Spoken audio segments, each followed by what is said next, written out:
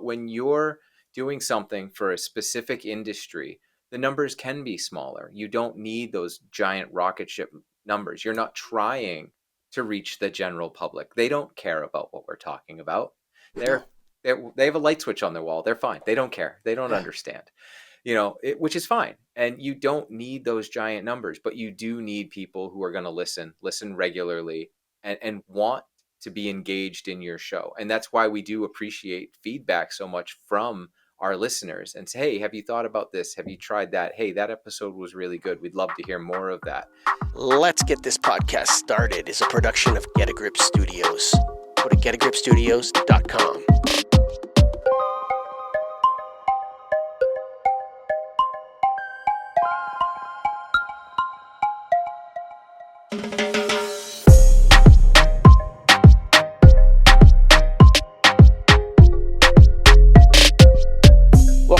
Let's Get This Podcast Started podcast. Today, it's my great honor to be joined by my friend and colleague, fellow podcaster, Ron Kuszmar, who is one of the hosts of the Lighting Controls podcast. Ron, thank you for joining me today.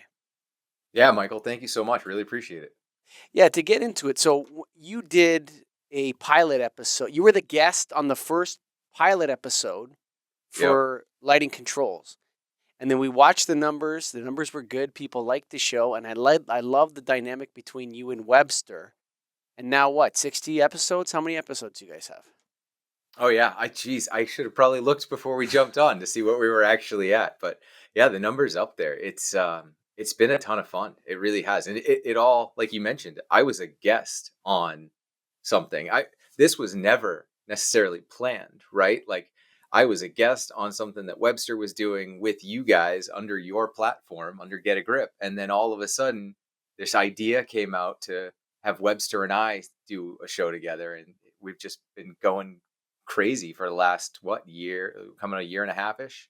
It's coming up on 2 years. So you guys launched your podcast in September 2022. Oh, wow. See that? Yeah. So the time's gone by. And, you guys have put out, you're putting out a lot of content. We were talking before we started recording about this idea of subject matter expertise. And I remember listening to your show, the first one. I can't remember what it was about, but I remember listening. Like, these two guys are coming at this from the completely opposite ends of the spectrum. Yep. You're installing, you're configuring, you're integrating, and he's teaching and planning and advocating for the adoption of lighting controls. And I just felt like it was a perfect mix. How has it gone? Has it equalized in the beginning? I know that Webster did more of the initial questioning. How's that going now? No, it's going really well. Webster still tends to take the lead on a lot of things, which is fine. Him and I have a good back and forth. I tend to handle, no, I don't want to say all the technical questions, but when we start to get into the nitty gritty about how things are installed, how this is done, that sort of stuff's where I tend to jump in more. But other than that, it's been going really well. The dynamic between the two of us is really good on shows. And we found recently too, we've had a guest for every episode for the most part. And we're starting to find that we got really good feedback on an episode we did recently, which was just Webster and I. And we just kind of hammered home on a bunch of stuff from the last few guests, some various things we wanted to get off our chest and just have a conversation and talk through some of that stuff. And we found that a lot of our listeners were actually very responsive to that and really enjoyed that sort of different dynamic that was there without having a guest just offering their opinion, and Webster and I offering some of our own opinions and thoughts on conversations we've had. And in some aspects, in a less technical way, just because things on the show can get very hyper technical, and we understand that may not fit everybody in the audience. Mm. How much have you learned? A lot. There's a lot. I mean, we've had a lot of people in the industry who I respect, and a lot of people I've never met before, from the design community and everything else. We've learned a lot. I know Webster has, I have too. Learned a lot from people, whether it's about how they approach things in an installation or in a design aspect, how different areas of the country do things differently. And that some of that is based on local code, California with Title 24, how that impacts the rest of the country, how it makes its way across, how different areas deal with dealers and reps and that whole sales channel and market just slightly differently. So it's been very interesting to learn all of that too. How has being the host of a podcast on your subject matter expertise affected your career? So it's been great. I've met some fantastic people, right? So I've met some great people. So I've got even more resources at my disposal now, which is always a good thing, right? Because when you don't know the answer, the best answer is I know who to call. And now I have even more of those people in my phone book. So which has been great, right? And being able to go to various shows, do things, meet new people who I hadn't met before. So it's already been good, and it's going to continue to grow, and it's going to continue to better my career and my own education as we continue to go through this. You guys started a council. You're the chairman of that council, and it's Yes. growing. And you're going to be putting out an educational program with Nailed, the certification, and that probably in around March. We're working on that now. We're going to wait till after our convention to really dive in, which is next week, Yep. right now. But how much time have you spent in building your podcast, like the technical side of it? So that's a great question. And I will say, and for anyone who's really considering a podcast, consider how you're going to start it, right? I have another friend who hosts his own podcast as well. He does everything. He deals with all of the microphones, the guests, the cameras. He deals with everything himself. He has to record it, he has to edit it, and he spends hours upon hours for each individual episode. Whereas working with the Get a Grip podcast studio, I am the talent. It is amazing. I show up, I do my thing, and I leave. Like I'm in, out, done. And it's great because I don't have to worry about all that back end stuff. I don't have to worry about the editing. I don't have to worry about getting with the guest ahead of time to bring them on, do a test call. How's your audio? How's your light? How's this? I don't have to deal with any of that. I don't have to deal with editing. I don't have to deal with this didn't record right. There was this other issue. Scott in the background is always there adjusting microphone gains and things. If something's a little off, we don't have to do any of that post. He's doing all that live. There's so many benefits having someone else handle all of that. Now, sure, there is absolutely cost associated to that. There's no question about it. But the amount of time saved, if I had to do all of this myself, I don't have that much time to commit to putting a show together and doing all that editing and everything else. I wouldn't have the time to do that if I had to do it all myself. Yeah, the when I was talking with Webster, it occurred to us on when we're having the same kind of conversation that most good podcast ideas never become podcasts. Yep. Okay, and then most good podcasts that actually start have single digits of episodes, and because the reality is there's a real attrition rate to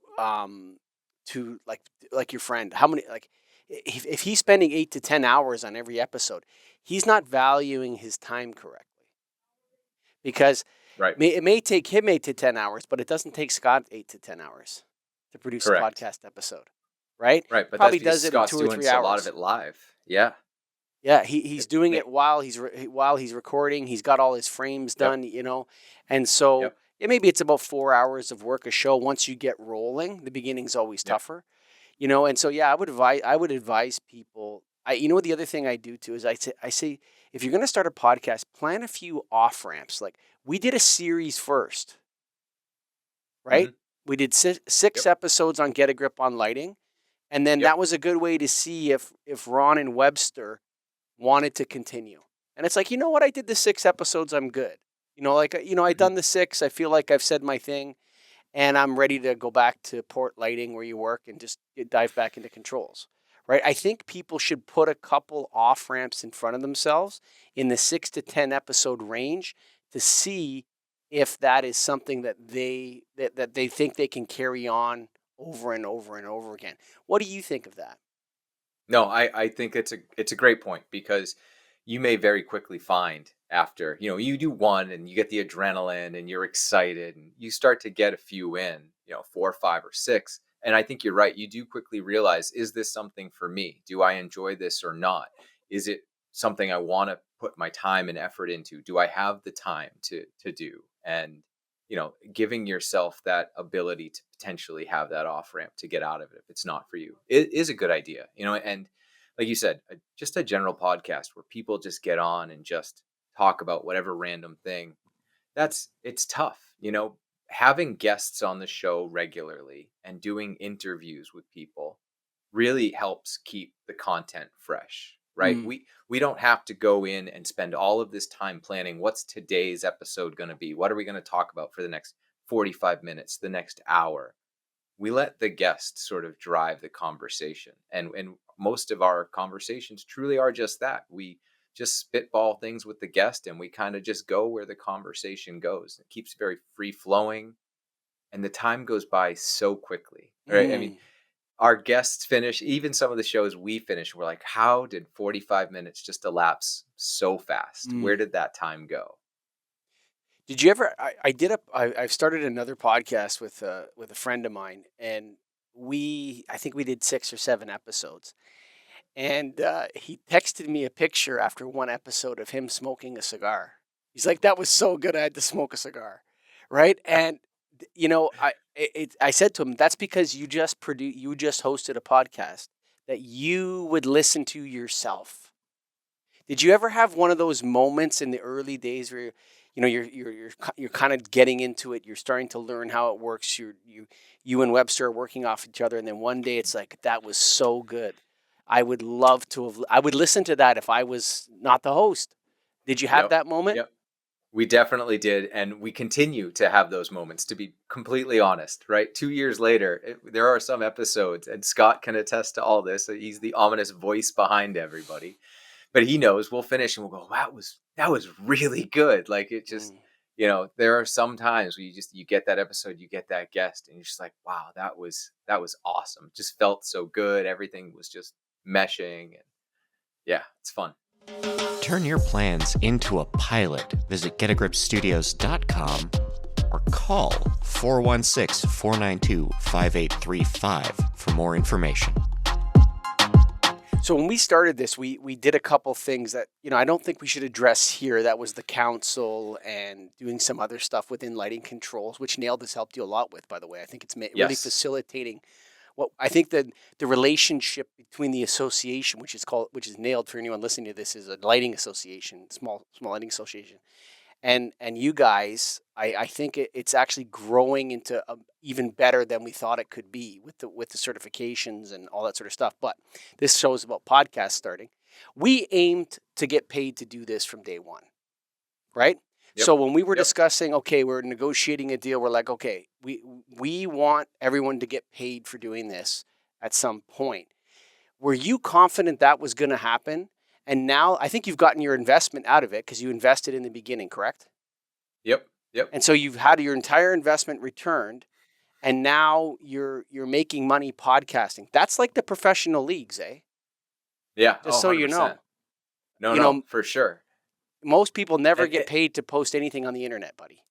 Yes. Yeah. No, it's very true. And again, going back to, my other friend who has a podcast, we had a very deep conversation about 2 hours on the phone not too long ago about getting paid and how much to charge. And, he's there. They've got 100 something episodes. They're just over 100 episodes. So they do, well and everything, but they've never once gone out for a sponsor. They have over 100 episodes. And he just said he never felt like they were ready. They weren't there. And I said, you were ready day one and you should have been pursuing it then. And we've spent a lot of time talking about, how to talk to people, how to deal with sponsorships and everything else, and but that's a real conversation. You've got to be able to, especially if you're going to be a subject matter expert. There are plenty of people in that field who would be willing to assist financially with that. There are plenty of organizations who have funds for exactly this type of thing. There's a reason they have marketing budgets. So it's, you never get what you don't ask for. Right? You're never going to get anything if you don't Sure. ask for something. If you don't at least reach out to people and try to make those connections, say, hey, look, we're trying to do this for the industry. We're trying to make this a better place, bring everyone together, get away from all these different silos and camps. And everyone at the end of the day does want the same thing. At least we don't focus specifically on what we're doing, right, with controls and everything. And you, the people are there. People want to support you, and those people, if you can, especially when you can get them on the show, let them have the marketing opportunity. Because while yes, it's great for them to be a sponsor, you also want to get those manufacturers who are willing to come on, pay for that episode, and then they can use the marketing. They can take all the clips, all the same stuff that Sure. we post on social media, they can post it on theirs. It helps grow our channel. It helps continue to grow their cause. It's a win-win for everybody. Whenever we talk to Get a Grip on Lighting, so if those listening don't know, I host the Get a Grip on Lighting podcast, and Ron hosts the Lighting Controls podcast because I hate lighting controls. But which is why when Greg said we got to do my lighting controls, we said no, we need to get 2 different people to do lighting controls. Um, but whenever we talk to our sponsors, it's interesting to listen to what they say. So for example, I'll talk to Alan Karen at Satco. And you know what he said? He talks like this. He'll say, "So we really want to support what you guys are doing. You know, we like our brand. We want our brand in adjacent to what you guys are doing. And I don't even think that they get a lot of name recognition. We talk about Satco a lot, especially on Sure. to the electrical distributors, and it's working for them. But in terms of how they talk about it, I think it's the same for you guys, where probably a lot of your sponsors just want to have more conversations about lighting control, advanced lighting controls adoption, and Yep. how to do it. And Absolutely. and I think that when your friend's podcast, we knew that when we started. We aimed for that when we started Lighting Controls podcast. I think I have an old adage that I always keep in my head. If you don't charge for something, it has no value by definition. Right. And what you guys are doing is very important. So the question to follow up with that: were you nervous the first time you talked to a potential sponsor? Oh yeah, 100%. Right. Obviously you're worried about rejection, so you're trying to get. You've got to deal with that, and you've got to work your own mental, through that, and figure out how am I going to deal with this, and then move on to the next person if they tell me no. But yeah, talking to sponsors about, hey, we're looking for X amount per episode. We're trying to do this. Would you be interested in the package? And trying to talk through everything is, it's a little overwhelming at first because it's not my normal. Yeah, I sell stuff all the time, but it's different when you're trying to sell that. You know what I mean? It was a very different conversation. Yeah, it is definitely, a little nerve wracking, but you get over it and realize that, people do genuinely want to help. You just have to find a way to make it work together. And eventually you came up with a new sales strategy, which I really liked, and I adopted into Get a Grip on Lighting. I learned from you guys. And that was the pay to play strategy, where if you're a manufacturer and you want to come on the show, that's great. But if you don't sponsor your show, you got to pay to have an appearance fee. How's that gone for you guys?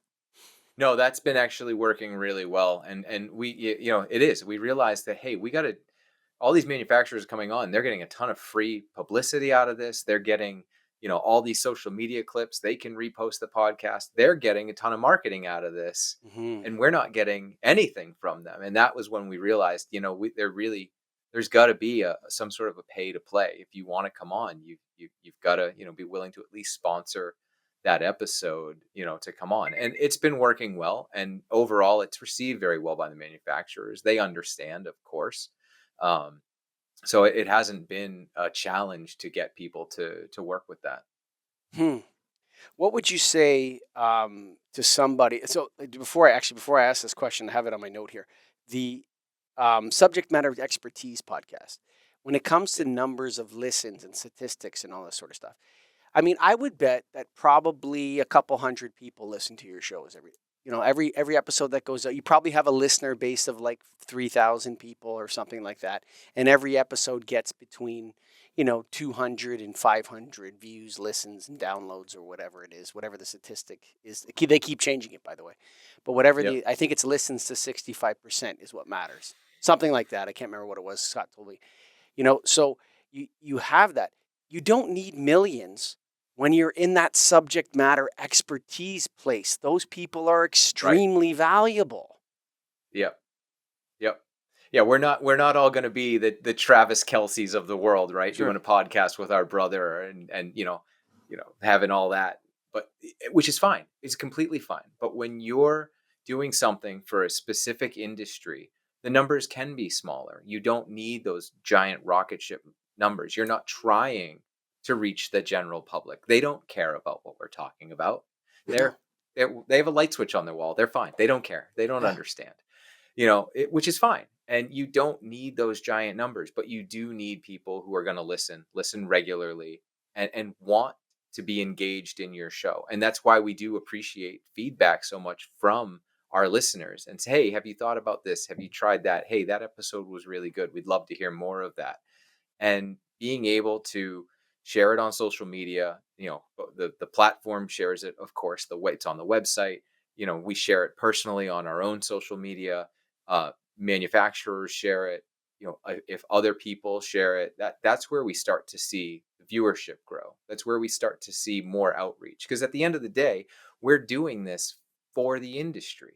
The whole thing that we're doing in our little silo about lighting controls is outreach for the entire industry, to try and better the industry. So the more viewers we can get from the industry, the more people we can bring in, the more manufacturers we can bring to the table, bring to the conversation, just helps everybody. So the more we can get, we don't need millions of views, but we do need to be in front of the right people. And by getting people to share it and sharing it in our own platforms, and has really helped to grow that outreach and grow our, even just our views on the page, even just our LinkedIn views have increased significantly since we started.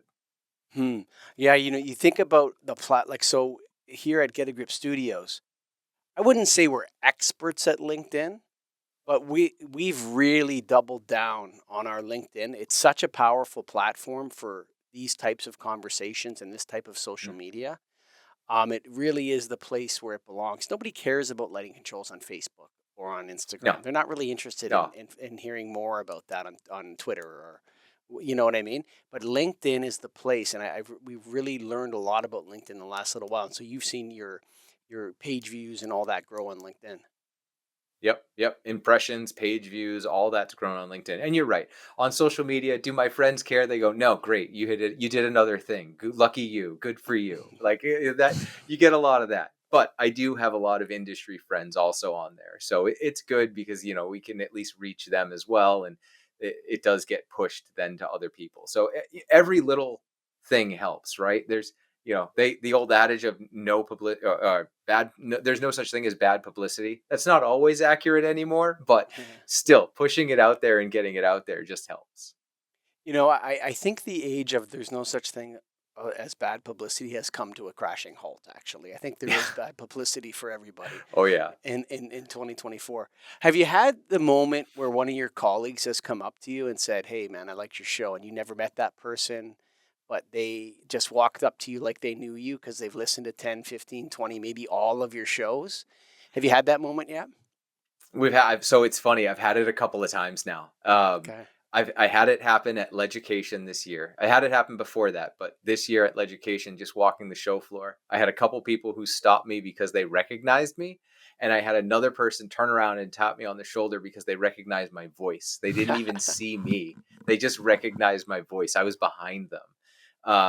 Which is so cool because these are people I had never met before, and they knew who I was, which was just fascinating. And it's happened a few times. And then even sometimes we get guests on, and before we even start recording, they'll start telling us how they're avid listeners of the show and that they love what we're doing. And it's like, but when you don't know that, when you don't hear that from people, you're like, wow, here's this person who I feel personally is a powerhouse in the industry, and they're telling me how much they love our show. Like, that's just, it feels so good. And it makes you it really helps double down on yes, we are doing the right thing. We're doing this for a reason.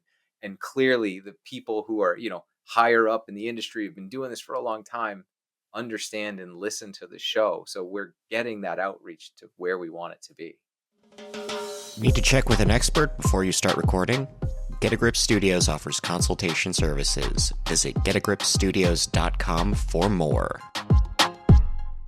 We at Get a Grip, we often say, like, we don't really have fans or listeners. We have colleagues that don't do podcasts. Yep. You've said that so many times, and I 100% agree with you. At first, I was like, but no, doing this for a while now, you are 100% accurate. Like, sure, I guess you could consider someone a fan, but in this, because we're in a niche industry, everyone that listens is a colleague. No one's listening because they're a fan. That is not what we do. You are 100% right. We have colleagues who don't do podcasts. Yeah, and it's not for everybody. Not everybody wants to. And in a way, there's something kind of like, if you think about it, like I always felt like I was the jester of the lighting industry. You know what I mean? And at the beginning, I was like, I don't know if I like this role so much. Where it's like I'm like a jester or something, or where I'm poking fun, or I'm the one that can insult the king. This kind of thing. But as I've kind of grown into it, and I like that kind of positioning, as people are like, well, he's the guy that's going to point out X, Y, and Z, and he's allowed to. Yep. And that's his job. And so, what kind of role do you see yourself? Do you ever think about, what am I doing here? Like, what am I doing? Like, are you like an ambassador? Are you an advocate? Like, what do you see yourself as? Yeah, no, it's a great question. I do. I kind of see myself, I guess, kind of as an ambassador and an advocate, right? I'm an advocate for lighting controls in general. I'm an advocate for integrators, because that's what my firm is, right? We are integrators. And then we're, of course, working on the definitions of what all these things actually are, because different people think they mean different things. And that's part of what our mission is with the council as well. But it really is, you feel like you're an ambassador, because our mission is to reach everyone about lighting controls, inform people about lighting controls, and try to bring everyone to the table to try and have a more cohesive conversation. Hopefully at some point, really try to unify a lot of the language that's used, because different manufacturers use different words and different meanings. And it's just, very difficult. It's very confusing, and you get a lot of young kids coming in, whether they're on the design side or on the installation side, or they're programmers, and they're learning whatever they're learning. But depending on where they're learning it from, doesn't mean they're getting the correct information. They may be finding a means to an end, but is it truly the right way or the best path forward? And that's what we're trying to help everyone do, is what is the best path forward for the industry as a whole? And that's where we're really trying to advocate and sort of be ambassadors for all of this, is bring everyone together and help drive that mission forward. And so everyone stops doing their own, we're on our own ship and we're going our way. Because that's what we see. You got a bunch of cats to herd. Yes. I'm gonna push back on you a little bit. I don't think you're telling anyone about lighting controls. I think what you're doing is you said it more at the end there. I think what you're doing is you're getting lighting controls people together, and you're knocking heads together. Where you're saying, guys, like two different protocols, like no cross technology that works. Nothing. Everything has to be your system, including your hardware, your software, this and that, everything else. Yep. And then what happens when your company gets acquired? What happens when your company goes bankrupt, or you decide to close it down? I think rather than, I don't think you're necessarily advocating for lighting controls. Rather, you're trying to create the industry. Yes, I would say though that we are advocating for education, right? Yes. I think that the biggest takeaway that we've in the last 2 years is that there is a lack of education, proper education in the industry. Whether, again, and it doesn't matter if you're on the install side or the design side, there is a lack of a cohesive education. And there are groups, the LCA, Nailed, there are resources out there for education that are really good for people coming into the industry, but you have to know where to look for them, right? I mean, I've learned a lot about different resources that I didn't know existed 2 years ago. So we're, as an industry, we're doing a very poor job about telling and making this education available, and having those resources readily available for people. And that is a huge part of what we're trying to do, is tell people where those resources are, help them find them, help them find, get the correct education so that they can better themselves in the industry. The Lighting Controls Association has been and Mick Wong as well have been such Yes. stalwart supporters of you guys. What do you have to Yes. say to Craig DeLuey if he ever listens to this? Craig's a great guy. I love Craig.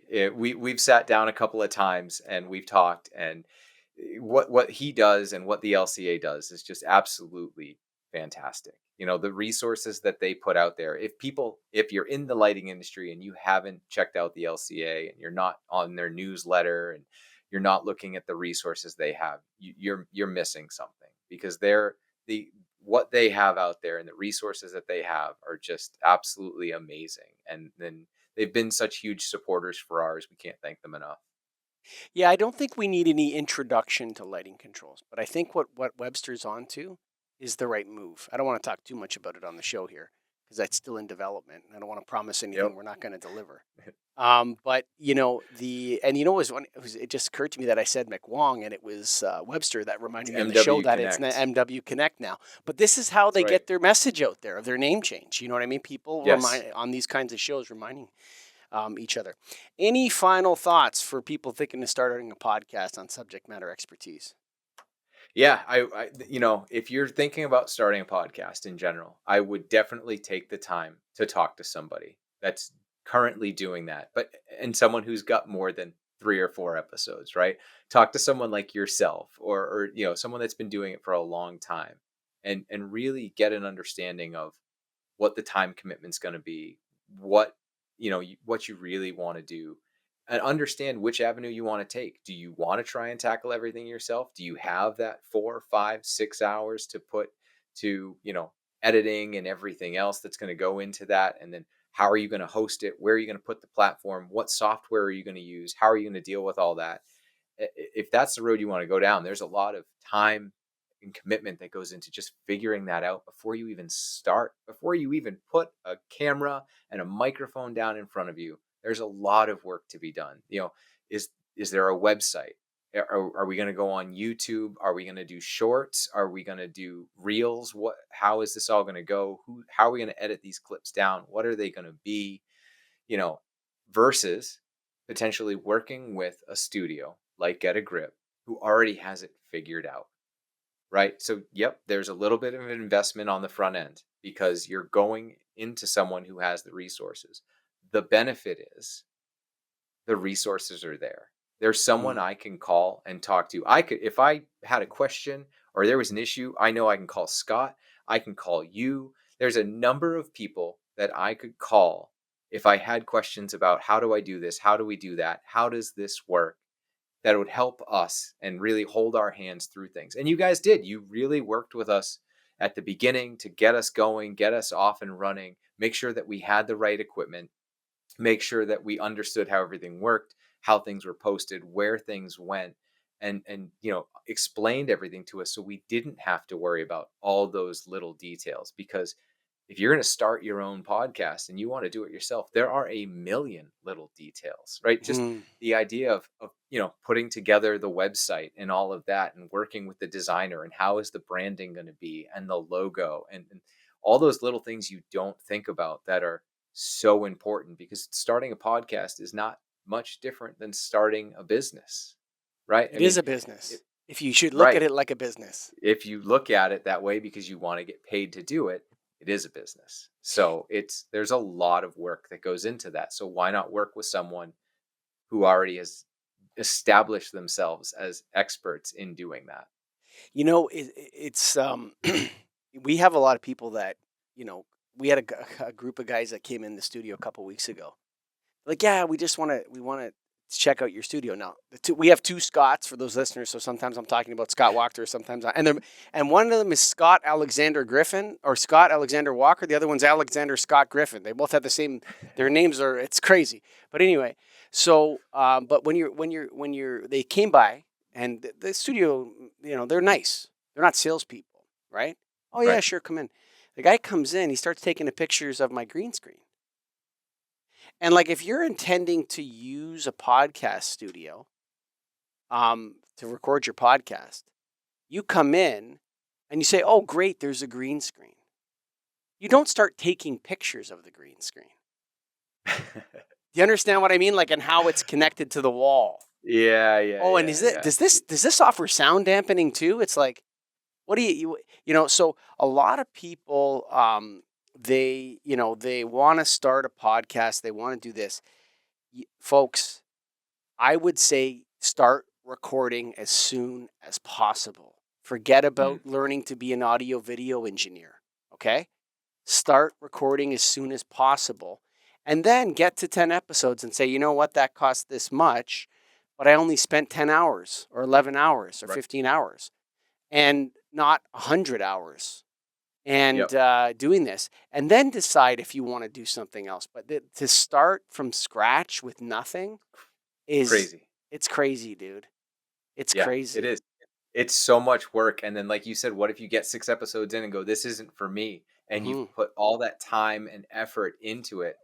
That's a lot. You're much better off to work with a studio and then get 6 episodes in and go, okay, this isn't for me. And then you don't have a ton of time commitment into it, and it's so much easier. And then Planning an event?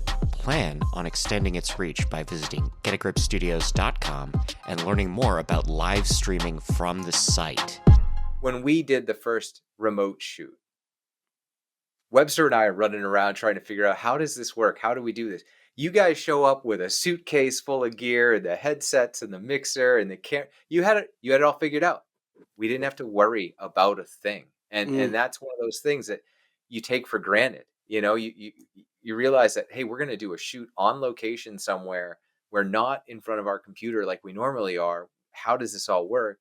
And you guys already have it figured out. You're like, all we need is an internet connection and we're good to go and we're off and running. And it's those are the types of things you don't get those resources unless you're working with someone who has been doing this for a long time, and a studio who has professionals that understand what they're doing. We even have a what's called a channel bonder, which is an internet Wi-Fi hotspot, but that grabs onto 5 or 6 different what do you call them, cell towers or whatever, and then combines all that bandwidth together so you can live stream during a show where you don't have a hardwired internet connection, but you have enough bandwidth to do it. So there's lots of things to think about that people don't know. And you might, the other thing too, especially when you're live streaming, you should be preparing yourself to live stream. You shouldn't be sitting in there monkeying around with equipment and trying to get the sound right and all this kind of stuff. Right. Like if your show can't justify a couple $100 to produce an episode, you're probably not going to be very good at podcasting. Okay. Because, it's not that expensive actually. It's like $200, $300 to do an episode. And that gets you your social media, about all the different stuff with it. To try to do that yourself, you're not valuing your time correctly. Right. 100%. Yeah. Folks, thank you for listening to the Let's Get This Podcast Started podcast with Ron Kuszmar. I hope I pronounced his last name right. I said it twice on this show. Now I think I got it. Did I get it? You're good. Yeah. All right. Thanks for listening. Bye, Ron. Talk to you soon. Thanks, Michael. See ya. Let's Get This Podcast Started is a production of Get a Grip Studios. Do you want to start a podcast? Do you need help with your existing podcast? Do you want to record some conversations or a presentation? Do you want to be a guest on Let's Get This Podcast Started? Go to getagripstudios.com.